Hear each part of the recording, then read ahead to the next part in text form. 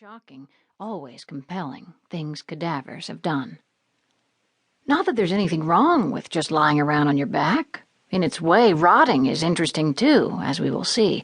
It's just that there are other ways to spend your time as a cadaver. Get involved with science, be an art exhibit, become part of a tree. Some options for you to think about.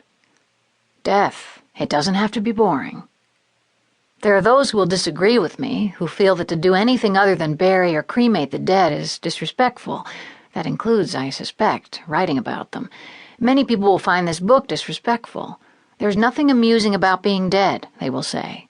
Ah, but there is. Being dead is absurd. It's the silliest situation you'll find yourself in. Your limbs are floppy and uncooperative. Your mouth hangs open. Being dead is unsightly and stinky and embarrassing, and there's not a damn thing to be done about it. This book is not about death as in dying. Death as in dying is sad and profound. There's nothing funny about losing someone you love, or about being the person about to be lost. This book is about the already dead, the anonymous, behind-the-scenes dead. The cadavers I have seen were not depressing or heart-wrenching or repulsive. They seemed sweet and well-intentioned, sometimes sad, occasionally amusing. Some were beautiful, some monsters. Some wore sweatpants, and some were naked, some in pieces, others whole. All were strangers to me. I would not want to watch an experiment, no matter how interesting or important, that involved the remains of someone I knew and loved. There are a few who do. Ron Wade, who runs the Anatomical Gifts program at the University of Maryland at Baltimore, told me that some years back a woman whose husband had willed his body to the university asked if she could watch the dissection. Wade gently said no. I feel this way not because what I would be watching is disrespectful or wrong, but because I could not, emotionally, separate that cadaver from the person it recently was. One's own dead are more than cadavers. They are placeholders for the living. They are a focus, a receptacle for emotions that no longer have one. The dead of science are always strangers. Let me tell you about my first cadaver. I was 36, and it was 81. It was my mother's. I notice here that I used the possessive my mother's, as if to say the cadaver that belonged to my mother, not the cadaver that was my mother. My mom was never a cadaver. No person ever is. You are a person, and then you cease to be a person, and a cadaver takes your place. My mother was gone. The cadaver was her hull, or that was how it seemed to me. It was a warm September morning. The funeral home had told me and my brother Rip to show up there about an hour before the church service. We thought there were papers to fill out.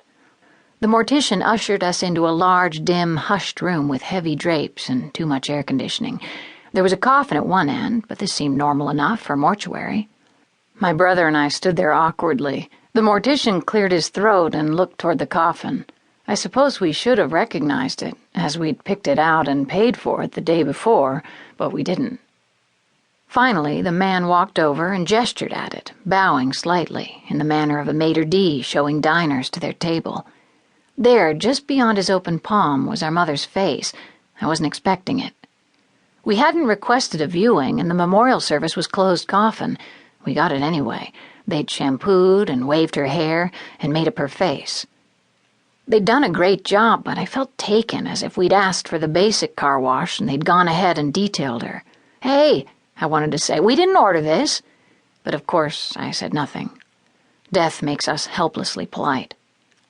The mortician told us we had an hour with her and quietly retreated. Rip looked at me. An hour? What do you do with a dead person for an hour? Mom had been sick for a long time. We'd done our grieving and crying and saying goodbye. It was like being served a slice of pie you didn't want to eat. We felt it would be rude to leave after all the trouble they'd gone to. We walked up to the coffin for a closer look. I placed my palm on her forehead, partly as a gesture of tenderness, partly to see what a dead person felt like. Her skin was cold, the way metal is cold, or glass. A week ago at that time, Mom would have been reading the Valley News and doing the jumble.